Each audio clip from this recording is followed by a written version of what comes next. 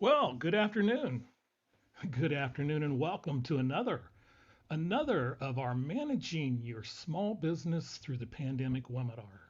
This is webinar number 30 in our weekly series that began back in March 18th to be exact. And the webinar series goes back to 2013, but we have a good one for you today. I know I say that a lot, but I'm going to be joined by Cameron Bruce in a little bit. So we got a good webinar today. Thanks for joining us.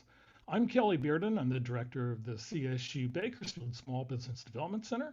We're located in downtown Bakersfield. And from that site, we cover a number of different areas through America's SBDC. So we're located in Bakersfield, as I mentioned, but we also cover all of Kern County. We cover Inyo and Mono counties and part of the Central California region. There's 6 regions of SBDCs in California, and then other centers that you might know of in Clovis, Merced, Modesto, Salinas, and in San Luis Obispo. So if you have a small business need, if you have a small business question, you have an issue and a problem even, maybe your SBDC has the local solution. So number 30, wow. And we're into October. Who would have thought that? So here's our guest. Our speaker's going to be on in just a bit, but what we have here is a little glitch going on. So our sponsors, we're fortunately to be sponsored by a number of great entities, such as Kern County, California, State Development, the Governor's Office of Business and Economic Development, CSUB, Business of School and Public Administration. We're powered by the SBDC and the Great Blue Tech Valley program. So what are we going to do today? Well, we're going to talk about some of the things we've talked about in the past, get updates on many of them, get a little bit new information, and talk a little bit about what our special guest is going to be doing. So we're going to talk today about some of the local and state programs and have some of the reopening and how it's going, some of the issues and some of the changes yesterday that the state of California put on us. We're going to have our question of the day on PPP forgiveness. So thank you for submitting the question. It's a very simple question, I hope. We're going to have more on PPP forgiveness and stimulus. As last week, we kind of got some breaking news after the webinar on Thursday this time. And so we're going to kind of go over what came out last week on PPP forgiveness. Our special guest is going to talk about a lot of the opportunities that are available through the Department of Defense in contracting and funding opportunities and a whole lot more. We're going to take your questions. So if you have questions today, please go to the question and answer box, put your question in there. Any other comments you want to put, throw in the chat box. I'll be checking the chat box whenever I can. And some of our poll questions might even have you going to the chat box directly. So speaking about poll questions, let's go there initially. Let's start with the first of 3 polls. And this is going to be PPP related. And it is going to be dealing with the wonderful issue of forgiveness. And the question is when do you now hope to file for PPP forgiveness? And the poll is opened. We did this question a while back, and many of you, I think, were planning on being 100% done by now, the vast majority of you. So now with kind of some of the updates, the process slowing, some of the changes, and so when do you hope to file for PPP forgiveness? Well, your bank's already accepted your PPP forgiveness application is the first choice. Then I hope to submit by the end of this month, by the end of this year is your third choice. I'm waiting for the automatic forgiveness and maybe sometime early next year. So, looks like a lot of you want to get this process over with and you want done by the end of the month. We have about 15% of you who've already had your bank accept your PPP forgiveness application. We'll have a little information on maybe what has happened with that so far, and maybe you know more than I do. Then also, there's about a quarter of you right now are hope to be filed by the end of the year. Some of you want the automatic forgiveness. I think everybody would like the automatic forgiveness under $150,000, and then also sometime next year. No hurry. So you have about 67% of you voted in the poll right now and share the results with you. So with almost 70% of you in, Number one is you hope to submit by the end of October. We have 24% of you that would like to file by the end of the year. We have 22% that are waiting for the automatic forgiveness, and 13% of you are already in and your bank has accepted your forgiveness application, and just a couple of you just wanting to do it next year. Okay, so thank you for that. We're going to discuss a lot of the issues that come up out of this particular poll, such as automatic forgiveness and filing and what has happened if your bank is accepted, and also reasons why you might want to real soon. So thank you for participating in that poll. We're going to move on to the second question that we have today. And let me set this up a little bit, and it's going to be basically a little bit about market research for this webinar. And I know we have our surveys, but I think a lot of you are like me. You're not really good at filling out surveys, or you don't really like doing it too much. But with an interactive poll that's thrown in the middle of the presentation, it kind of gives me some feedback of the direction that you want this to go. So the first question on this is going to be, what industry segment would you like to see future guest speakers discuss? Would it be pertaining to the service? Would it be pertaining to retail? We created a new industry segment with food, hospitality, and events, very hard-hit industries, manufacturing, and then other. If there's an other one, select other and go to the chat and please put it in there. So you're doing market research for me. Thank you very much. Asking the question, what industry segment would you like our guest speaker in the future to discuss? And we so far have about half of you in. So jump in and vote. Service businesses are really kind of a business that is really, I think the vast majority of our small businesses, and oftentimes they're the one that's been most neglected through this process. We also have retail, food, hospitality, events, manufacturing, and then other segments that you'd like to see. So 71% of you are in. We're going to end this poll, and let me give you the results right here. And 36% of you would like service, 12% of you the retail segment, 22% food, hospitality, events, 12% manufacturing, and 18% of you, almost 1 in 5, another industry segment. So please put that in the chat and we will tabulate that after we move forward. So thank you for that. And so our final poll question, poll number 3, is what major topics would you like the guest speakers to actually discuss? Would it be financial or funding, marketing, social media, some innovation technology, some current or general type topics, or others? And if you have another topic that you would like, please again put it in the chat. Now we're going to still send out the survey, so because we do that every time. And but really, you're doing my surveying for me right now. I appreciate it. Major topics you'd like us to discuss in the future. And so far, the leader's financial and funding, which has been a major topic of this for the first 29 weeks. A lot of you are on general topics and general information, current topics. So 69% of you have voted. Your last chance to get in is going to be right now. And what we'll do is we'll close the poll and end it. Thank you for letting us know. And here are your results. 42% of you would like to see financial or funding. 33% more general discussion and current topics, whatever's happened at the time. I think we've got that covered today. We would also have it covered the 12% that wanted innovation and technology, because I think we'll touch on that today. Marketing and social media, a smaller amount.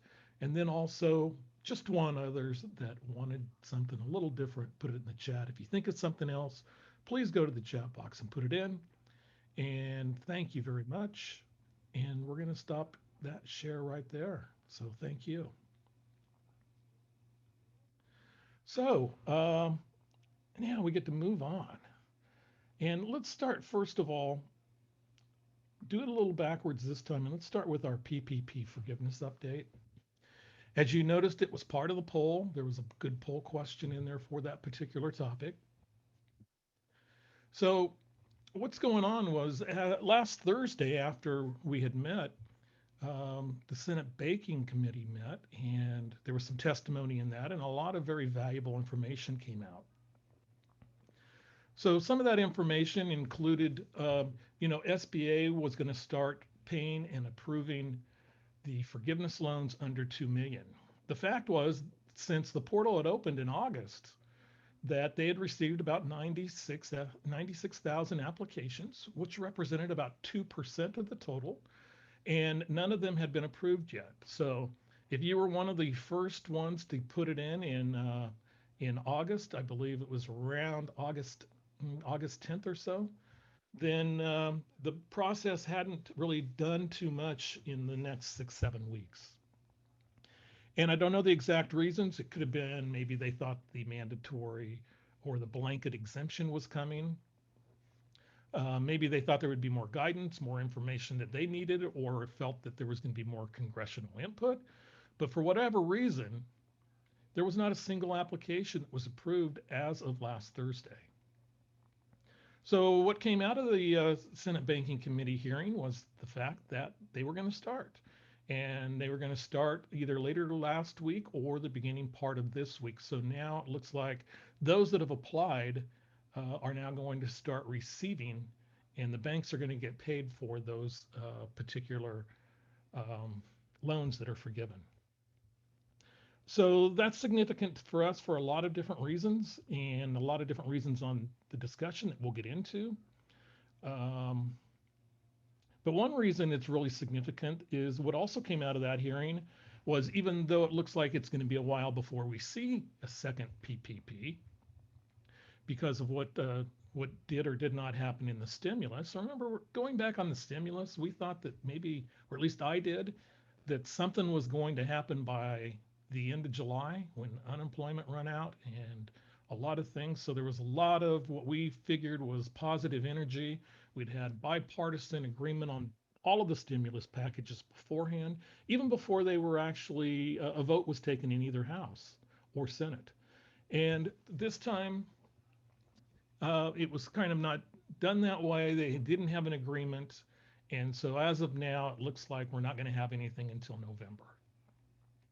So already waiting, 7 weeks past of when we thought we were hoping to get a next stimulus. Now we're looking at least a minimum of probably 4 more weeks, but who knows? And it could be even longer. So what we need to do is we need to kind of move on with, even though there are still bills in the House and Senate for blanket forgiveness for PPP loans that are under $150,000, it looks like we really need to get moving on the forgiveness portion of this. Something we've kind of ignored the last 6 weeks because we were kind of hoping for the blanket, didn't get it, don't have it now. So a lot of our discussion, a little bit of our discussion today, a lot of our discussion next week will be on that PPP forgiveness.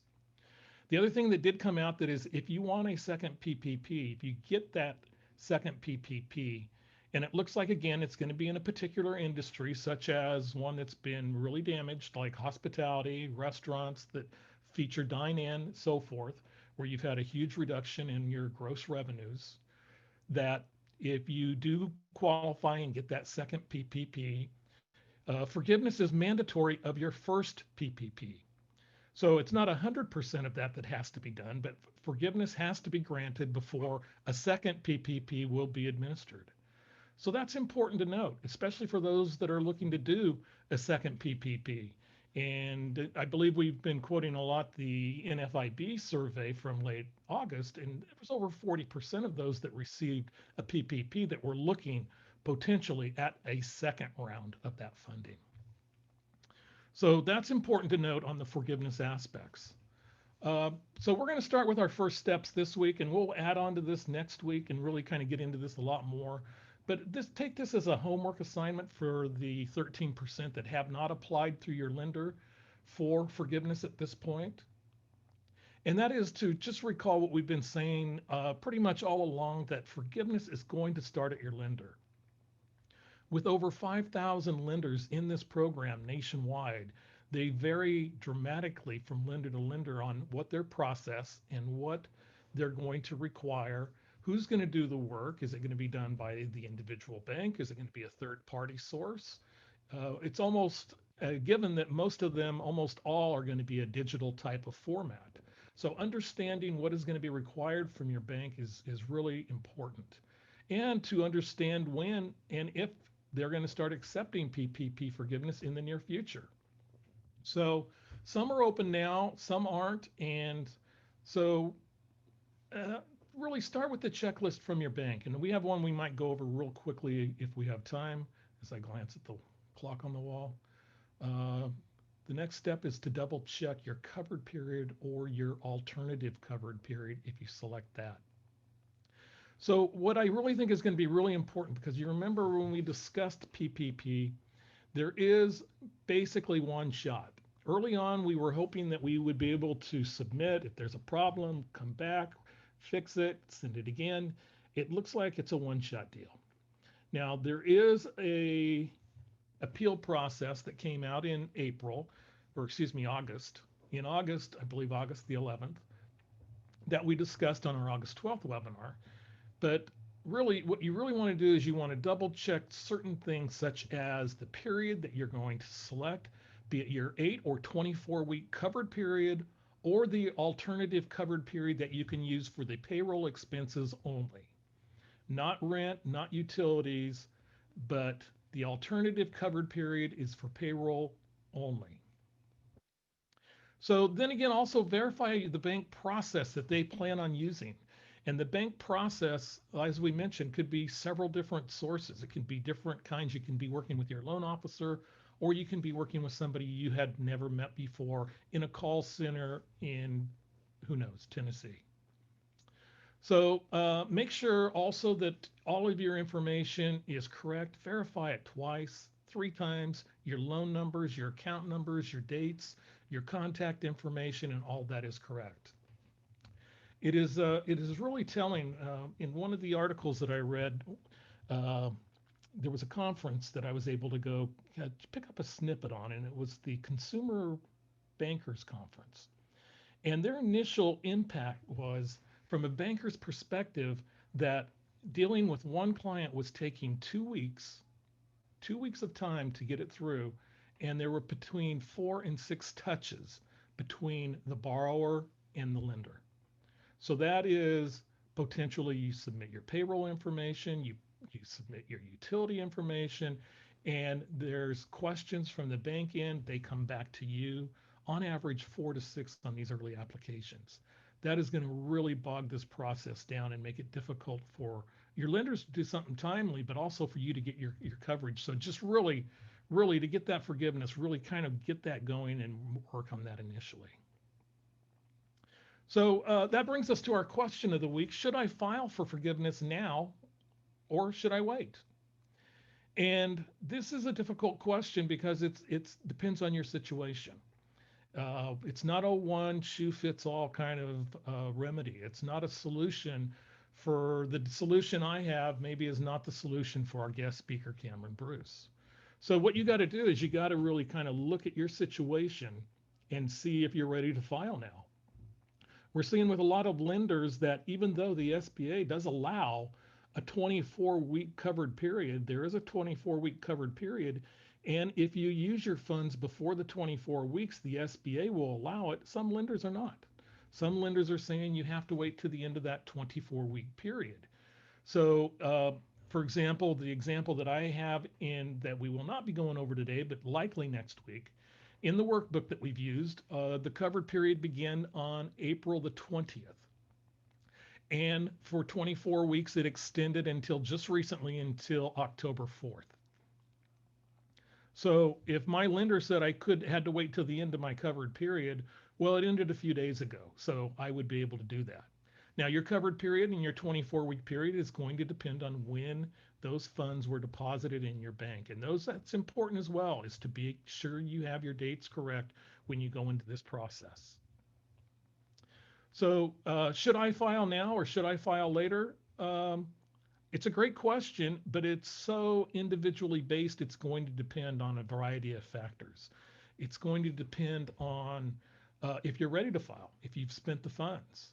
You're going to want to file now, for example, if you're in a hospitality business and you think that you can access a PPP2 if it comes about, if it comes about next week or next year. And you're going to want to have that forgiveness process rolling and rolling smoothly so you have that in order to be able to apply for PPP2. You're not going to want to apply for forgiveness now if you haven't spent all of your money or if you haven't reached your threshold of payroll being 60%. And at 60%, it's an easier threshold to make, but having the 24 weeks, if you were having a problem spending the money on payroll, now you have had that opportunity over a longer period of time. So we'll get into this a little deeper next week, but there are a lot of different factors and every individual case is different, whether you should file now. My saying is if you have the information, and it is something that Secretary Mnuchin said last week, if you've spent the funds, if you have the information and you're ready to file, do it now if your lender's open and ready to go. Okay, so there we go. Next week's question of the week, well, we're ahead of the game this week. Can you please review the PPP process for forgiveness and timelines and supplemental? We'll need to go to the workbook for that, of which we don't have time today. So we will get into that next week. So that's our PPP update for the week. Another significant thing happened this last week, and that is, before I get into that, let me just share, there was, I think 12% of you that were saying maybe we should do retail and have something on retail. This was in today's Wall Street Journal newspaper, and it's the source comes from Placer AI, and it's really kind of a very interesting dynamic of home improvement, grocery superstores, electronic retail, and apparel, and the plight that they have faced over the pandemic. And so you look at them at the beginning of the year, and this is foot traffic, the change in foot traffic from a year earlier. And for me, it really shows the significant impact that online sales has when you have groceries that are still down as far as foot traffic. And other than a recent spike right when the pandemic started, when everybody went to the store to stock up, is kind of still maintained under the foot traffic levels that they had before. Nothing to the extent that apparel had, where they dropped basically nearly 100% in sales, meaning they went from to almost zero in sales for this one period of time that loops over through April and May. But it's kind of really an interesting dynamic of how initially home improvement dropped significantly. You'll see it here by this particular bar of the olive color, in that how it dropped significantly, but then as quarantine set in, people wanted to do home improvement projects and also do some additions at work. And then all of a sudden we saw a reopening outdoors and things like that. You saw a significant gain over that. But the reason I show this is that coming up, what we do have is we do have an expert that I will tease, that I think we're going to have a retail expert that's going to be available on one of our webinars or regional webinars later, either this month or next month, and really can talk to a lot of what has happened in that particular segment. Show Chase Bank here because they made the most loans, but on there they show a variety of different forgiveness aspects as far as steps and other things you need to know. The last I heard, Chase is not open. If you're a Chase borrower and you know otherwise, please put it in the chat box so then we'll know moving forward. Okay, on the local side of things, as far as COVID, we did see some good news yesterday. Cases are down, and some of the aspects that are related to us opening our businesses in Kern County and other areas are really good and positive. We could be potentially, with the same set of numbers, moving into a different tier, into the red tier. Here's our Kern numbers for the last week that are updated as of today. We have 32,000. The thing I watch every day when I look at this is the number of new cases, because I've come to recognize that for us to change tiers, we need to average about 63 new cases a day. And to actually move out of the red tier and to get to orange eventually, which could happen as soon as 3 weeks, or actually 4 weeks, would take us to get down to an average case, a daily caseload. And these are just raw numbers that I look like, and it's around 36 or so. So this is our Kern County Public Health Service. Looking at the state's blueprint and the state rate, there were some changes for some of the counties. Fresno's enjoying their second week as a red state, um, a red county. And we're still in the purple here in Kern. Inyo did actually move into orange this week. And so Inyo and Mono are both in orange. And of course, the changes in the 4-tier system for between purple, red, orange, and yellow is significant. And we'll kind of show a little of that next. So what we could do is if we can just keep kind of moving in the right direction, as you see, again, our adjusted case numbers, though, and this cost us last week, would be in red right now. But if you look at that second stat, if you can see that for the adjusted case rate, so you have the number of cases, but then the state applies a penalty if you do not have a number of tests, which means that now that I have had personally myself 3 negative tests, I am actually helping our businesses open by continuing to test.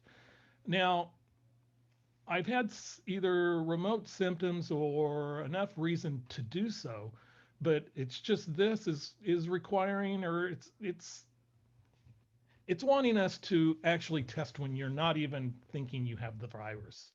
If you don't have a symptom, then really what's the point of getting tested? But we're not having enough tests in Kern County, and it's affecting us opening our businesses.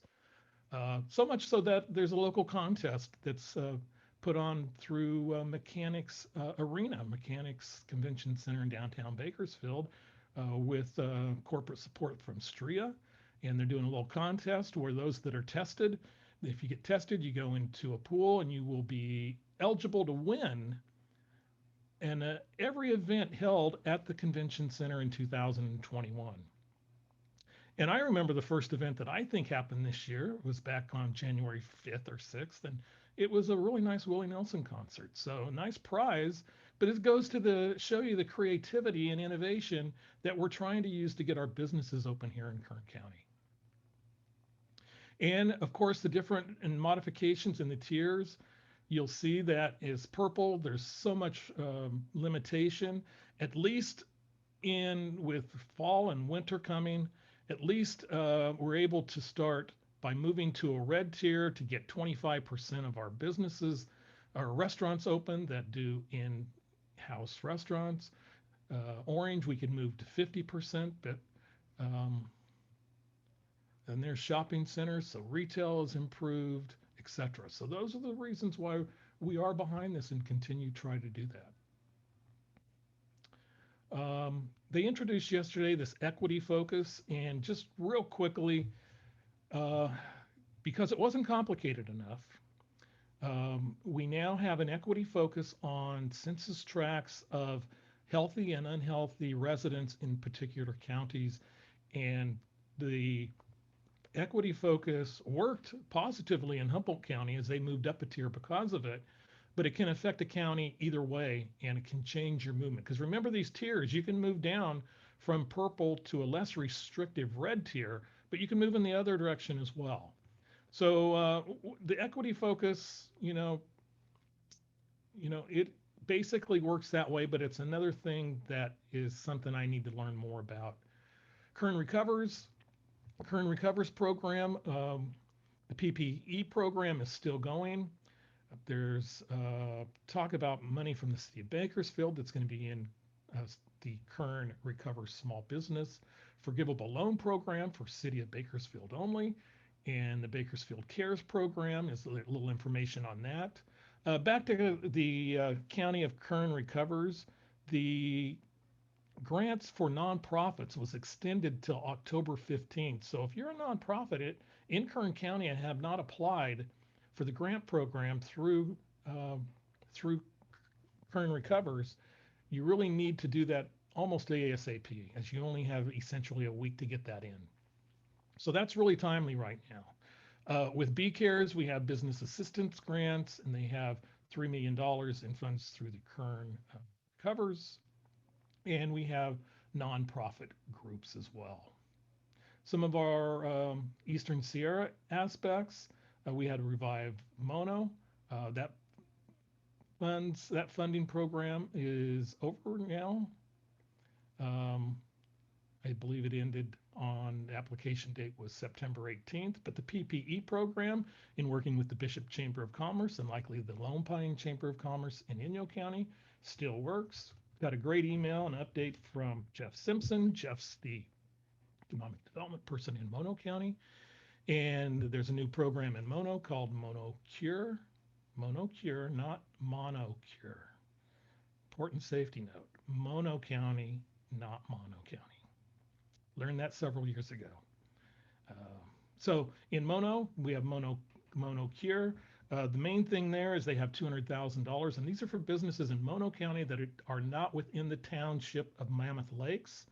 And those go up to $10,000. We'll talk about that more and the application process. But now it's time to move on and to introduce our guest speaker today. And very happy to introduce Cameron Bruce as our guest speaker. Let me get his bio up here. There's those new state metrics. Aren't you glad I didn't talk about that?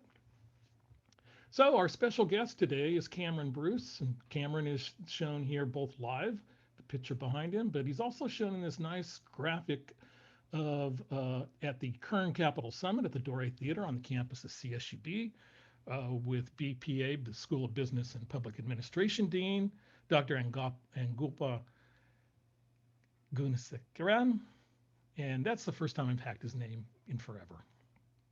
But anyway, he is my boss, so I usually say his name better than that, but or pronounce it better. But our guest today is Cameron Bruce, and he is the principal at CK Bruce Consulting Company. 35 years of distinguished work for China Lake, Naval Weapons Station China Lake, and actually working with the at the Naval Air Warfare Center Weapons Division, or what we refer to as NOCWD. That is correct. That acronym there is pronounced NOCWD.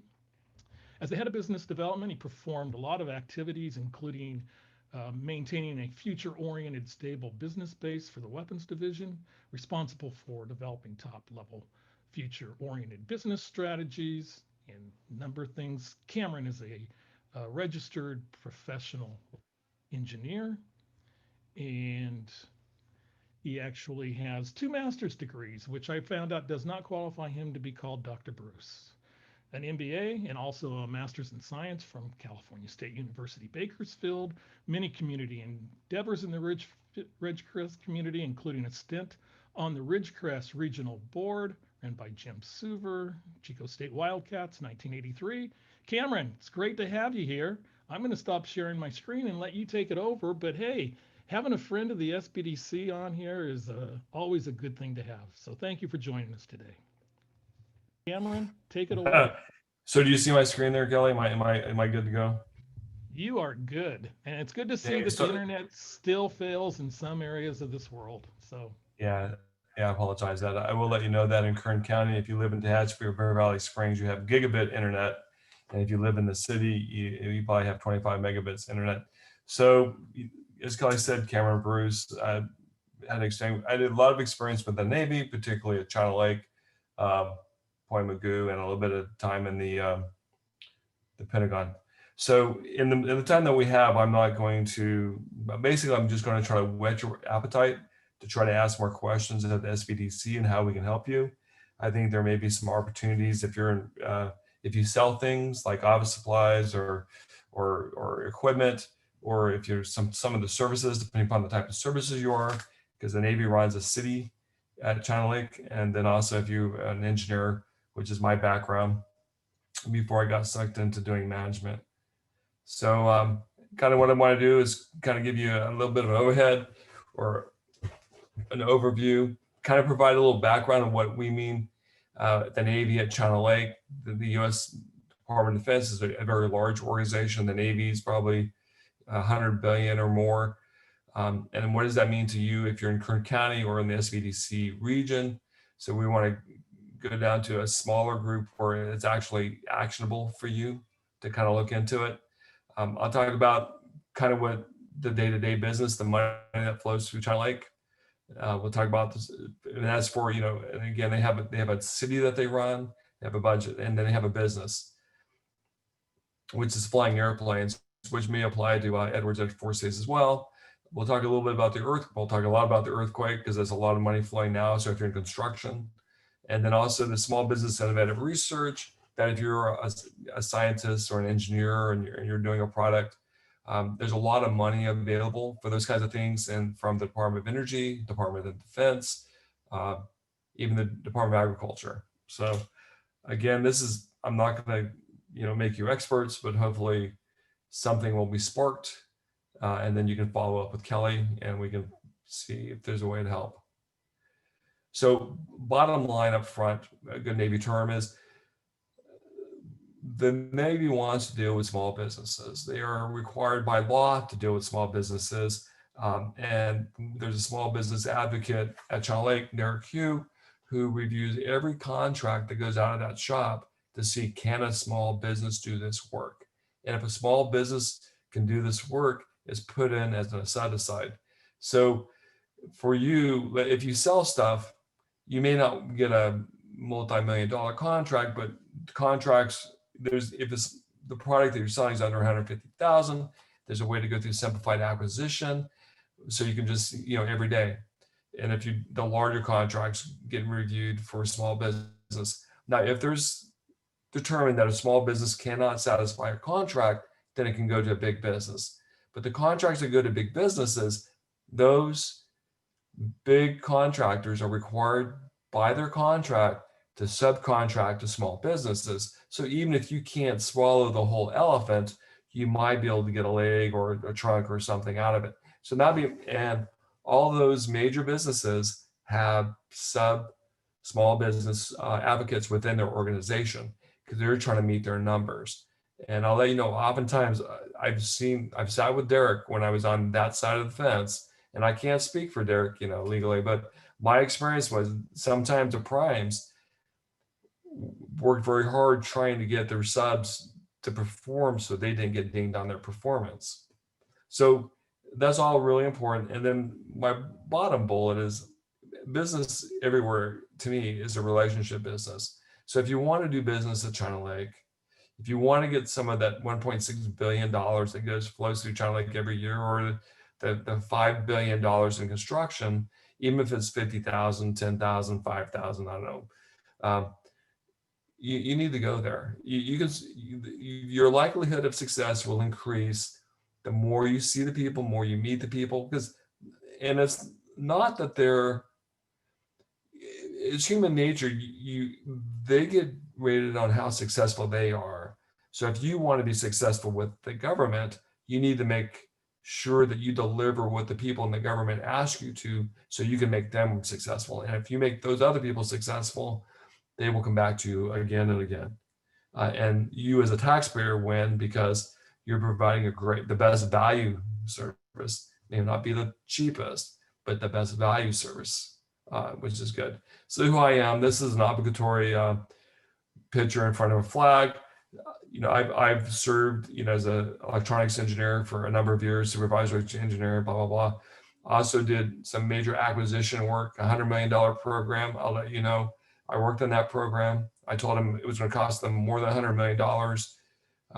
The lawyers got involved all the way up to the Pentagon. My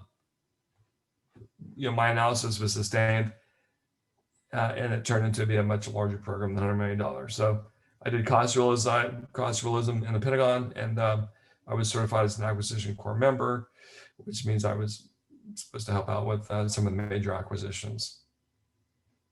So I just have a little bit of a background, and that little bit of background can help, but it doesn't mean, we can learn together too.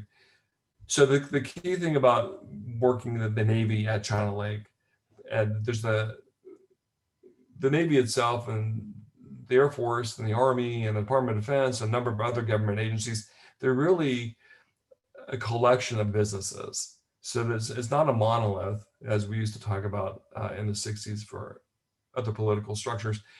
There's really several. So at China Lake, there's two primary commands that flow a lot of money. One is the and and they have distinct roles. There's Naval Facilities Southwest, which is based in San Diego, and they're the ones who run the city of China Lake. They own the roads, except for the ranges. But they own the buildings, they own the roads, they provide the power, they provide, they get the electricity in there, they distribute the electricity, they run the sewage plants, and those kinds of things. So, and they're the ones who are responsible for contracting the major construction efforts due to the earthquakes, and even the year-to-year repairs of, say, the airfield. That money flows through NAVFAC Southwest. Now, NAVFAC Southwest, based in San Diego, has a small business advocate who is an entry point if you provide those kinds of services to help you just figure out how to get in. So the other company that I worked for was the Naval Air Warfare Center Weapons Division. And they're a research and development test and evaluation, it's research development acquisition test and evaluation organization. The Navy spends a lot of money buying a bunch of stuff. And part of it is we want to be educated people who buy stuff. So we best use the limited taxpayers' resources in the most effective way. That said, it's a technology organization, and they do a lot of buys of different things. So they buy machine shop services, they buy electronic supplies, they buy equipment, computers, software, those kinds of things. But realize they're two distinct organizations, and depending upon where your business lies within, you may want to approach one or both. And then also don't forget Edwards. Edwards is a major organization too. I have a little bit less experience with those guys, but they're pretty good too. So just a sense of what China Lake is, we always like to say China Lake is and Naval Weapons Center, which includes a sister location in Point Mugu. China Lake is about the size of Rhode Island, 1.1 million acres of airspace. And it's huge. And I tried to give in this slide, I'm just on the left is the classic, we have a lot of airspace. On the right, it kind of shows you where in context to California it is. We often joke that people in Bakersfield don't realize that the road between Ridgecrest and China Lake actually goes both ways. If you're at China Lake, you tend to go everywhere, but not that many people come to you. Also, if you have questions as we go along, put them in the chat box and Kelly will whack me, or we can collect them towards the end. So the thing I want to talk about, so China Lake is two major businesses, and then you have the city of Ridgecrest. And in that whole area, on a normal year, and these numbers are probably bigger than they were when I was there. I've been gone a couple of years. The China Lake Weapons Division had they spent about $1.6 billion a year. About 500 million of that was in payroll, which means the rest of it went out on contracts. So depending upon what your business is, if you're in a retail space, you might think about, that $500 million in payroll needs to go someplace. And these people tend to be college educated. They tend to be, their salaries tend to be above the national average and probably double or triple the Kern County average. So even if you were to think of retail in Ridgecrest or restaurants in Ridgecrest, there might be opportunities for you there. If you're, more of a business to business type of place, or services in a business organization, or your services as a city, you might want to look at that $1 billion that goes out. A lot of that may be for airplanes, Boeing, Northrop Grumman, but there's other monies that go through there. Some of it is buying or reselling technical equipment, and so just what your appetite.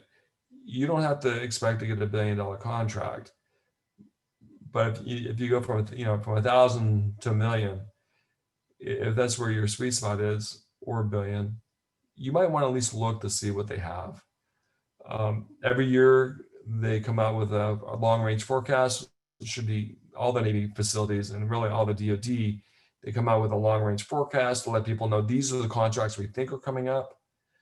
And once a year, you can get a hold of that list and kind of see. And then again, you reach out to the folks and talk to them. Again, definitely talk to the small business advocate, talk to the SBDC, contact Kelly. If you have an idea, we can chat about it, and I can provide my thoughts.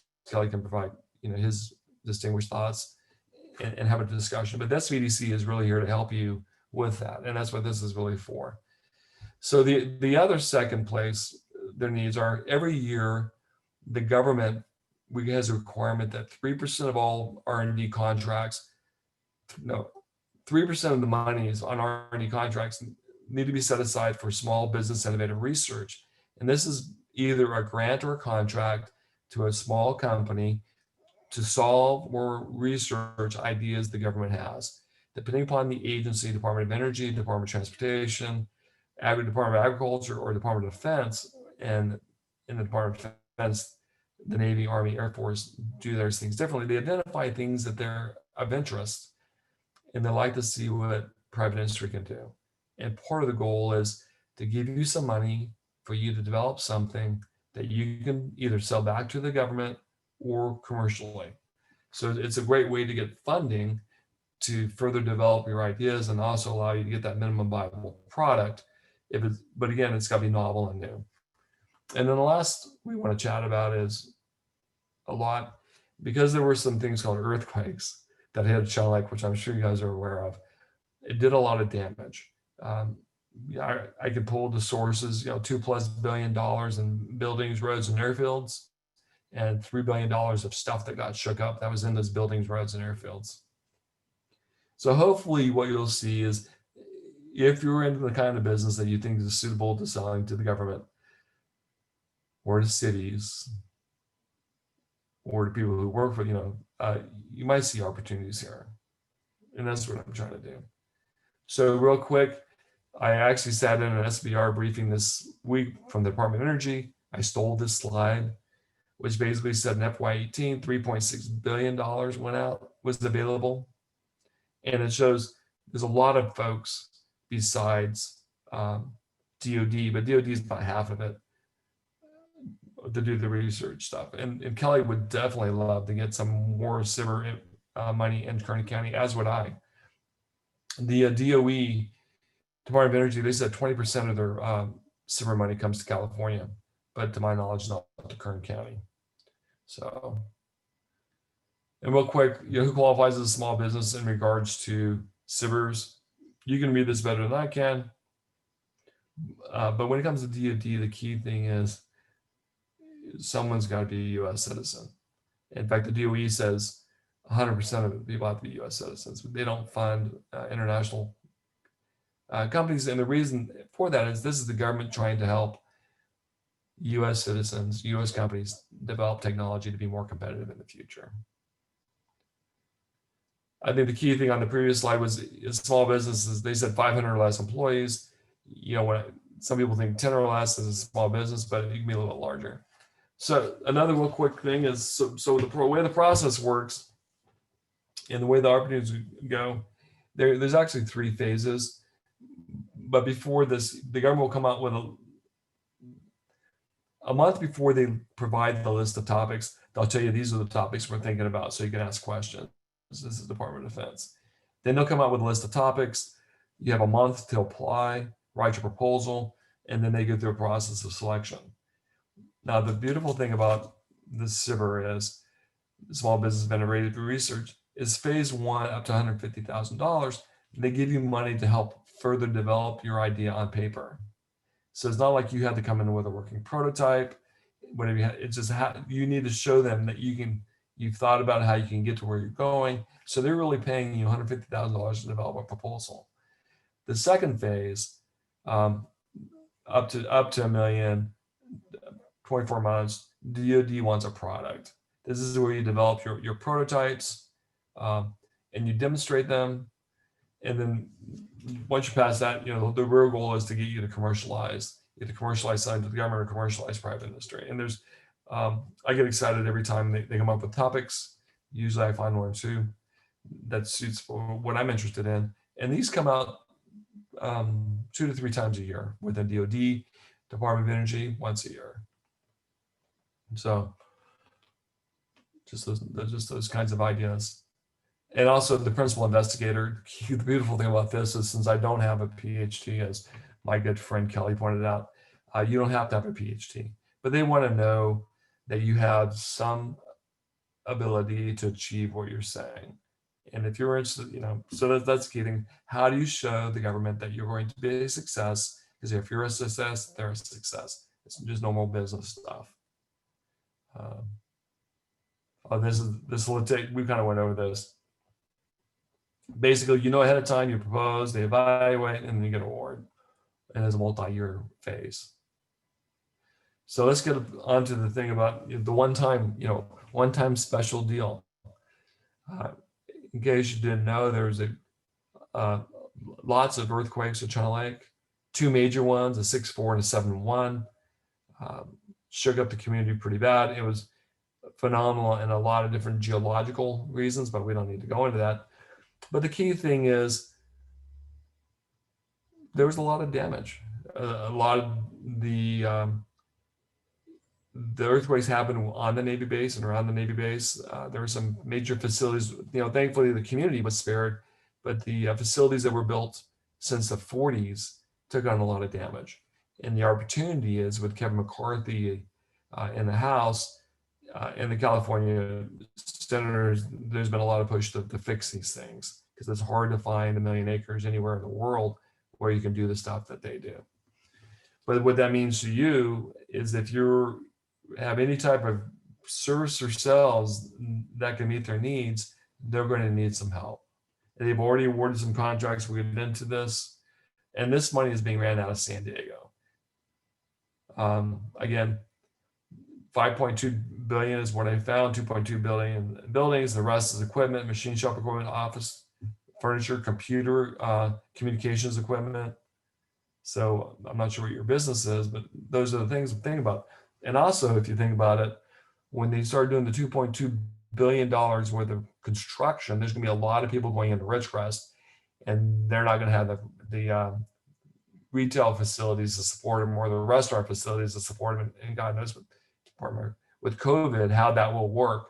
Right now, they're talking about rent, people, taking land that they have and creating temporary RV parks, because there literally is not enough space for folks. And how are you going to feed 1,500 people who flow into a community of 30,000?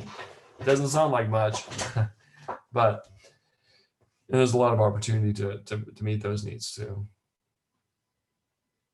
So the contracts, these are things that have already gone on, but again, every major contractor has a small business subcontract requirement.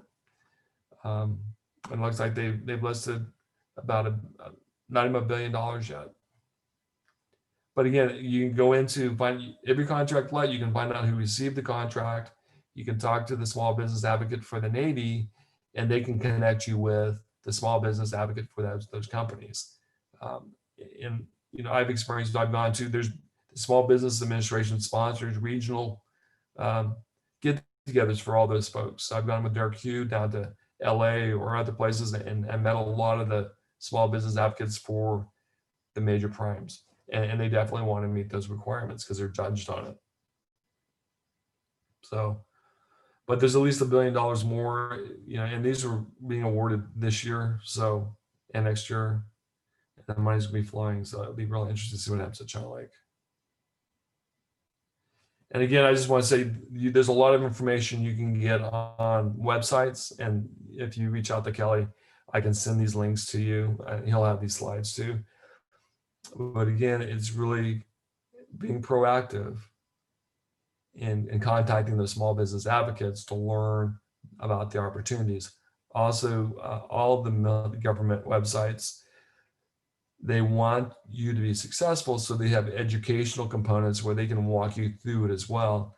But also, if you're a person like me who needs to talk to someone, those are good things to go.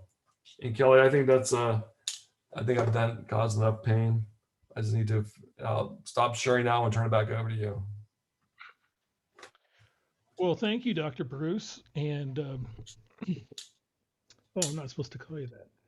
So now we have some questions. It's question and answer time. I do want to point out, you mentioned Derek Hu, and I don't know if we identified Derek. Derek is the small business advocate. He's the manager of small business programs on China Lake at China Lake, and he's really a great guy. He's the CSUB alum. Really, the first person I met in Ridgecrest back in 2012, and good person to know. Also, a couple other things before we get into the Q&A.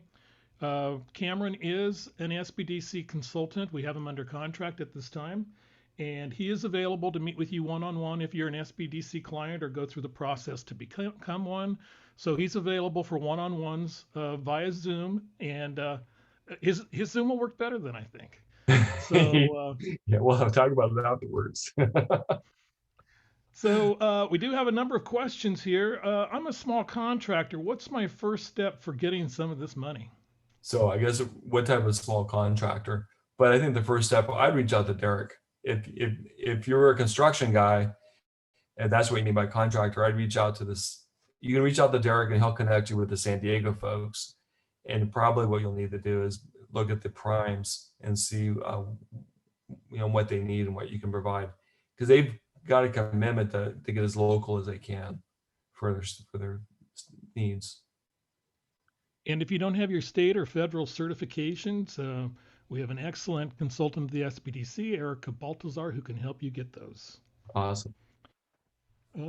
Next question is I'm in the wrong box. Is that a question or a statement? Where'd my questions go? Well, and the one quick thing too is if you want to contract directly with the government, you need to go through the process. And I'm sure you have your DUNS number, but you have to be registered in SAMS, and there's a number of other things you need to do. So start early. Don't wait till the last minute. Okay, Cameron, you mentioned that there are contracts available, and where do you find a list of the contracts that are available? Yeah, so that I think the long range forecast. Again, I'd reach out to Derek, or I can look on the a number of the Department of Defense websites. Their small business websites will have lists. I can see if I can find that for China Lake, or I can reach out to Derek.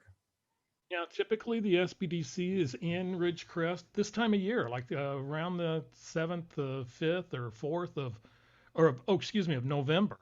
And they do their long range forecast where they have literally contractors from around the country come in and they disclose the long range forecast, which is actually the first week in November.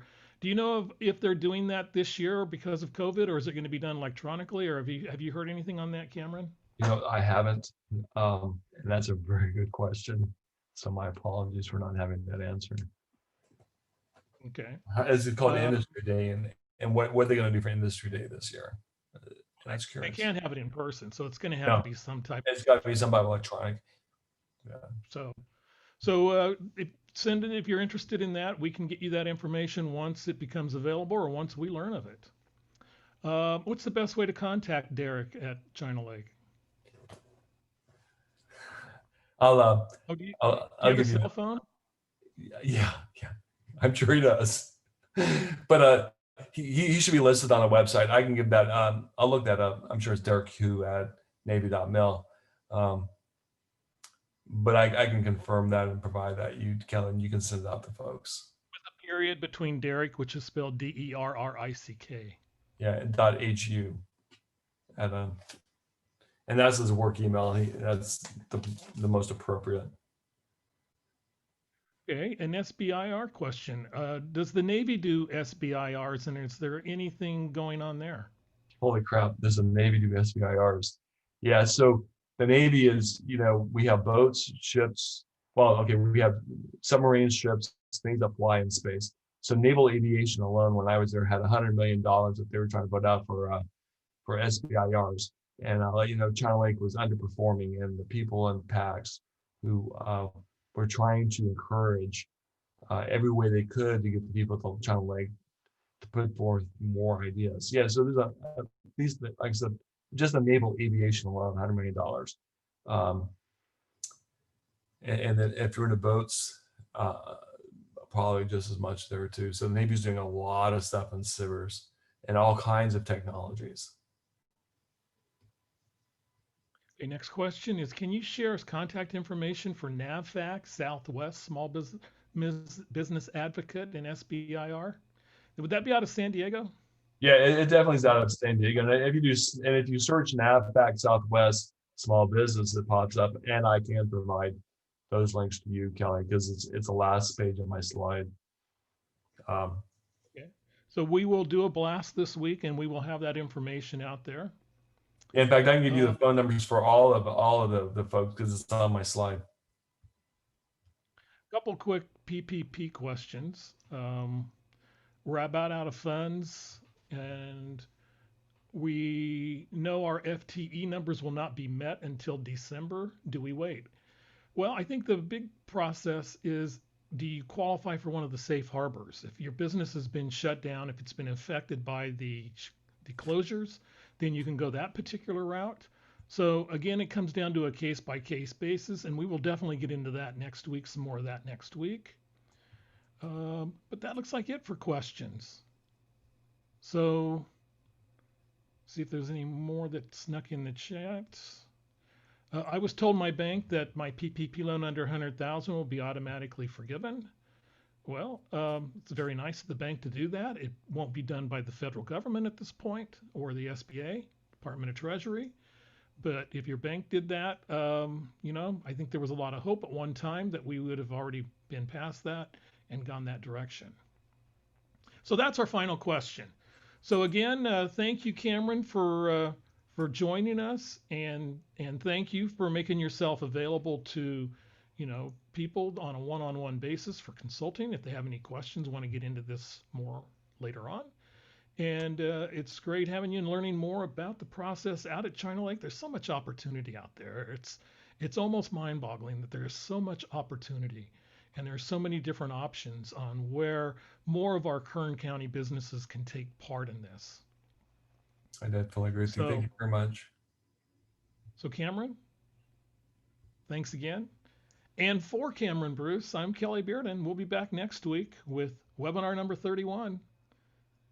Everybody have a great week. We'll see you then. Bye-bye now.